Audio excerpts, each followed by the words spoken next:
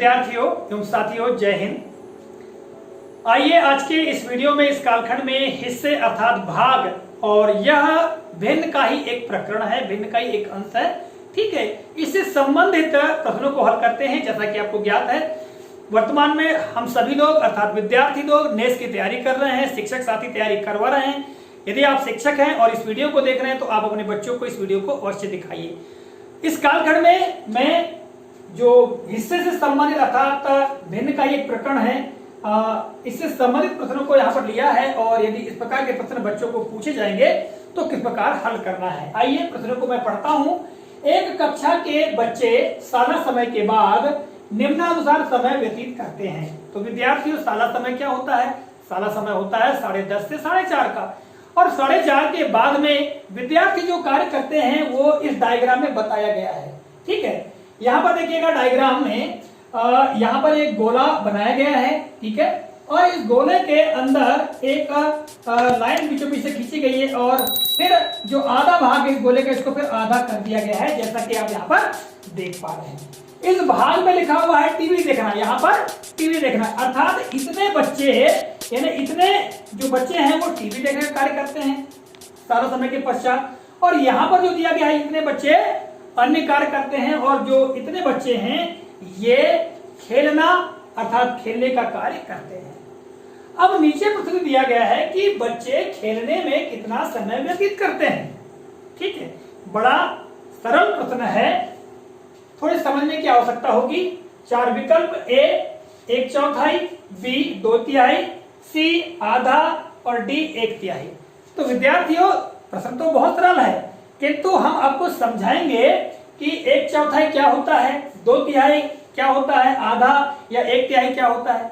इसको हम आज डिस्क्राइब करेंगे इस वीडियो में, और आपको समझना है। और यदि इस प्रकार के कोई प्रश्न पूछे जाते हैं तो फिर बड़े आसानी के साथ में आप हल भी कर पाएंगे। अब देखिएगा बच्चों, ये आकृति बनी हुई है। इस आकृति में ठीक है कितने भाग किए गए हैं? यहाँ पर पहले 2 भाग किए गए, यानी बीचों बीच से ये 2 भाग हो गए बराबर के, फिर उस आधे भाग के 2 भाग किए गए।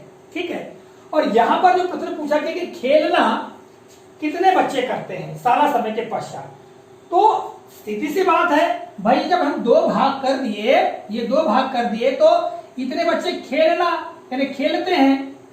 ठीक है, और फिर इतने बच्चों में से आधे बच्चे टीवी देखते हैं, आधे बच्चे अन्य कार्य करते हैं, तो ये कितना हुआ? आधा हुआ। और यहाँ पर देखिएगा विकल्प आधा दिया हुआ है। ठीक है, तो उत्तर हमारे ये होगा आधा। एक और प्रश्न ऐसे ही है, किंतु उसको बाद में हम हल करेंगे। पहले समझ लेते हैं 1/4 क्या होता है।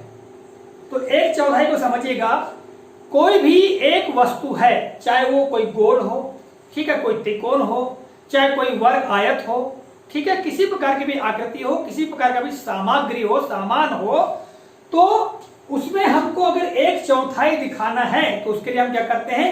उस वस्तु के बराबर बराबर 4 हिस्से कर लेते हैं। उदाहरण के लिए इसी गोले की बात अर्थात इसी सर्कल की हम बात करते हैं। ये सर्कल है, और इस सर्कल को हम बराबर बराबर 4 हिस्सों में बांट दें। ये देखिएगा, हमने 4 हिस्सों में बांट दिया, ये बराबर है, 1 2 3 4 हिस्सों में बांट दिया। और ऐसे बराबर बराबर हिस्सों में जब हम बांट देंगे और हम एक भाग लेंगे, कोई भी एक भाग, ये चारों में से कोई भी एक भाग ले सकते हो, चाहे ये लो, ये लो, ये लो या ये लो, किसी भी एक भाग को ले लेंगे। मान लो हमने इस भाग को ले लिया और इसको हमने छायांकित कर दिया। ठीक है, तो यही भाग कहलाएगा 1/4, अर्थात पूरे 1 का चौथा हिस्सा। 1/4 मतलब पूरे 1 का चौथा हिस्सा, इसी को कहते हैं 1/4। इसी तरह से 2/3 की हम बात करेंगे। 2/3, अब 2/3 क्या होगा?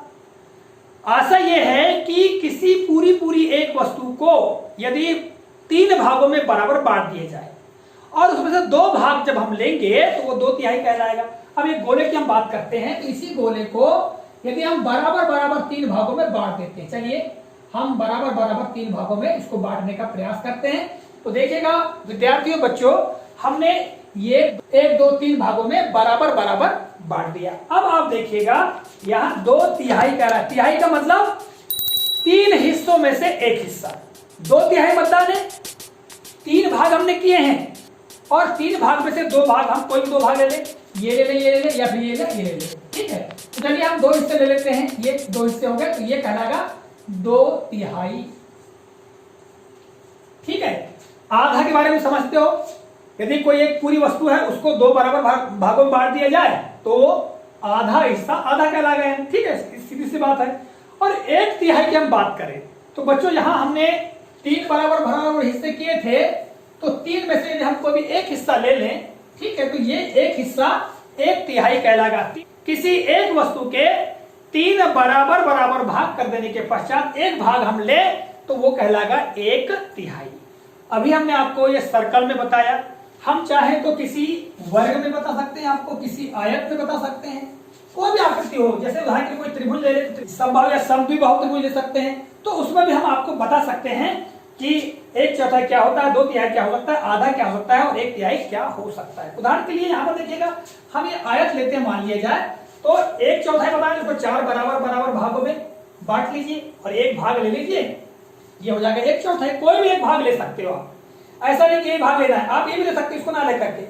ठीक है, तो भी ये क्या कहलाएगा, 1/4 कहलाएगा। ठीक है, अर्थात 4 हिस्सों में से एक हिस्सा, एक भाग। इसी तरह से 2/3। अब ये सी की हम बात करें तो इस जो आयत को हम 3 बराबर बराबर हिस्सों में बांट दे और उसमें से हम 2 हिस्से ले लें तो 2/3 कहलाएगा।